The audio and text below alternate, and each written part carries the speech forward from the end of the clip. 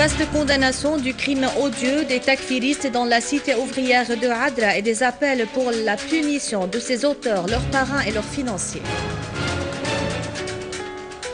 Le secrétaire régional adjoint du parti Baas prend connaissance en compagnie du gouverneur de la banlieue de Damas des besoins des citoyens dans les localités de Nabek, Qara et Der Atiye.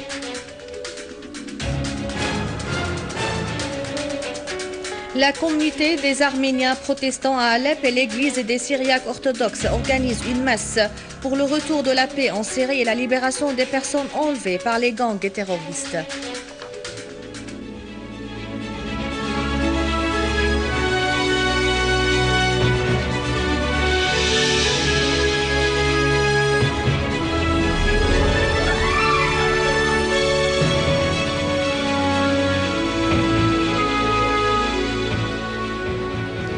Bonsoir, l'armée arabe syrienne a poursuivi ses opérations réussies dans la cité ouvrière de Adra et a pris le contrôle de nombreux points dans les abords de la cité. Une source militaire a indiqué que l'armée a resserré l'étau sur les gangs terroristes, leur infligeant de lourdes pertes.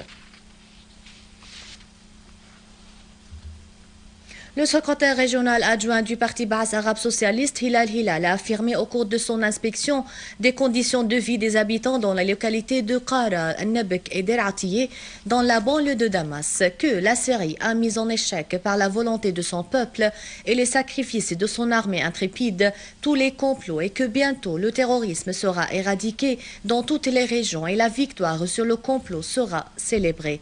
Le secrétaire régional adjoint a souligné que l'appui aux habitants de Qara, ou l'appui par les habitants de Qara et leur soutien aux hommes de l'armée arabe syrienne avait un grand rôle dans la protection de la ville et son débarrassement des gangs terroristes takfiristes. Et dans la localité de Der Atiye, Hilal a inspecté les quartiers qui ont été affectés par le terrorisme. Il a pris connaissance des responsables de la ville et des habitants des mesures prises pour établir le courant électrique, l'eau, le téléphone et pour assurer le carburant.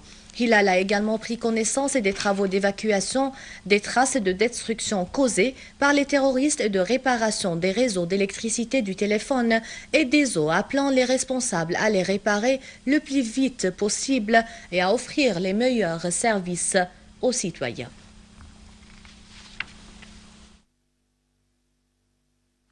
À Alep, les Arméniens protestants ont célébré à l'église de Beth Il une messe commune pour le retour de la paix à toute la Syrie. Avec la participation de toutes les communautés chrétiennes d'Alep, une messe commune a eu lieu aujourd'hui à l'église de Beth Il pour les protestants arméniens au quartier Souleymaniye à Alep. Les fidèles ont prié pour la libération de deux métropolites d'Alep, Boulos Yazaji et Yohanna Brahim, enlevés par les groupes terroristes, ainsi que les 13 religieuses enlevées du couvent de Martakla à Ma'loula au gouvernorat de Damas à 50 km de la capitale. À cette occasion, le gouverneur d'Alep, Mohamed Wahid Akkad, a affirmé, dans un mot prononcé devant les participants à cette messe, que les crimes d'enlèvement des deux métropolites et des religieuses est condamné par toutes les religions. Ces actes inadmissibles relèvent le véritable visage des groupes terroristes armés qui ne respectent aucune valeur humaine ou religieuse. Le gouverneur a également souligné que la destruction des mosquées et des églises dans de nombreuses localités syriennes par les terroristes constitue une honteuse et grave atteinte portée à toutes les religieuses qui vénèrent la dignité, les droits et surtout de l'homme à la vie. À Damas, l'église des Syriaques orthodoxes a organisé une prière pour la paix en Syrie et la mise en liberté des personnes enlevées par les gangs terroristes armés. Des représentants de l'Union générale des femmes branche de Damas ont pris part à la prière qui a été présidée par le vicaire patriarcal des Syriaques orthodoxes. Les participants à la prière ont imploré Dieu pour la protection de la Syrie et de son peuple et pour le rétablissement de la stabilité dans la patrie. Les représentants de l'Union ont mis l'accent sur leur solidarité avec les familles des personnes enlevées, des martyrs et des victimes du terrorisme, affirmant que la Syrie était et restera toujours invincible grâce à la cohésion de son peuple. Le chef du parti turc du peuple a mis à nu le vol par Erdogan du fonds du peuple turc pour l'octroyer aux terroristes en série. Le journal turc Hurriyet a confirmé via son correspondant à Washington l'accès de 47 tonnes d'armes et de munitions aux terroristes en série pendant les 6 derniers mois. Le Parlement turc a connu des débats dans le cadre de l'examen du budget général de l'État pour la prochaine année, après l'ouverture par l'opposition turque, notamment le Parti républicain du peuple, du dossier de l'implication d'Erdogan dans l'octroi du soutien financier volé des fonds du peuple turc aux groupes terroristes armés en Syrie. En dépit de l'insistance d'Erdogan sur la dissimulation du rapport de la Commission de la comptabilité et de l'inspection financière sur les 3 dernières années, lequel dévoile une corruption financière et administrative, le chef du Parti républicain turc du peuple, Kemal Kılıçdaroğlu, a qualifié d'illégal le budget. Le chef du Parti républicain du peuple s'est aussi moqué de l'appui apporté par le gouvernement d'Erdogan à celui tunisien des frères musulmans, disant « La démocratie d'Erdogan et sa défense de la liberté des peuples ne s'en font que via l'octroi des matériels de la torture et de la répression. » Cette description de la démocratie d'Erdogan avait poussé les membres du Parlement turc à rire. Les membres des partis de l'opposition ont proclamé le refus d'écouter des justifications et les mensonges d'un membre du Parti de la justice et du développement qui a été chargé de répondre aux questions qui avaient dévoilé l'implication d'Erdogan dans le terrorisme en Syrie.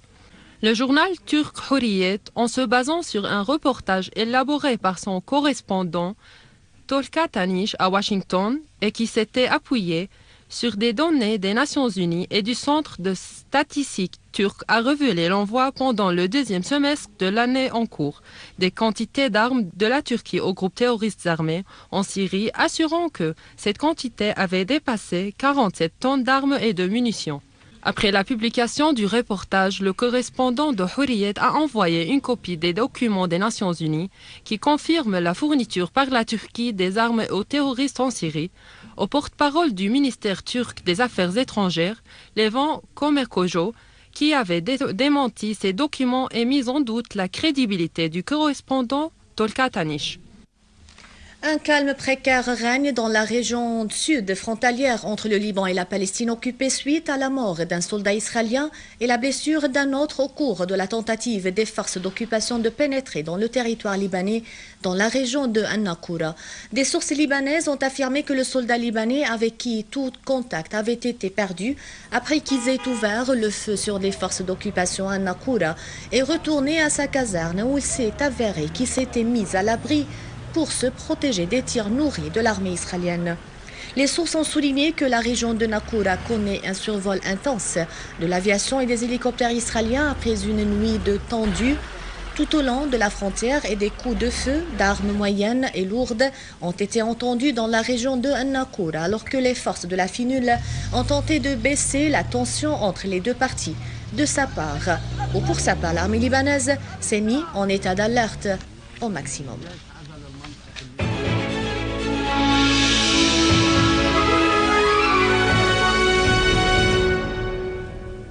Le ministère de l'Éducation, en collaboration avec le ministère de la Culture et de la Direction de la culture de l'enfant, ont créé la première journée nationale de la lecture dans le Centre régional pour le développement de la petite enfance à Damas. Ces activités visent à renforcer le lien entre les enfants et le livre et de développer leurs compétences en lecture pour compléter le rôle éducatif de l'école. Approfondir la relation des enfants avec la lecture signifie que les livres ouvrent de larges perspectives devant les nouvelles générations et les encourager à découvrir le monde à travers la lecture. C'était là le premier événement de la Journée nationale de lecture pour les jeunes. Le ministère de l'Éducation, en collaboration avec le ministère de la Culture, ont inauguré aujourd'hui à cette initiative au Centre régional pour le développement de la petite enfance à Damas. La journée a de même inclus plusieurs activités, y compris des séances de conteurs et une exposition de livres pour la jeunesse ainsi qu'une exposition de travaux manuels et de dessins réalisés par les enfants, le tout accompagné en plus par des séances de théâtre d'ombre liées à la culture arabe. Un rappel des titres. Vaste condamnation du crime odieux des takfiristes dans la cité ouvrière de Adra et des appels pour la punition de ses auteurs, leurs parents et leurs financiers. Le secrétaire régional adjoint du parti Baas prend connaissance en compagnie du gouverneur de la banlieue de Damas des besoins des citoyens dans les localités d'Al-Nabq, Qara et Derati.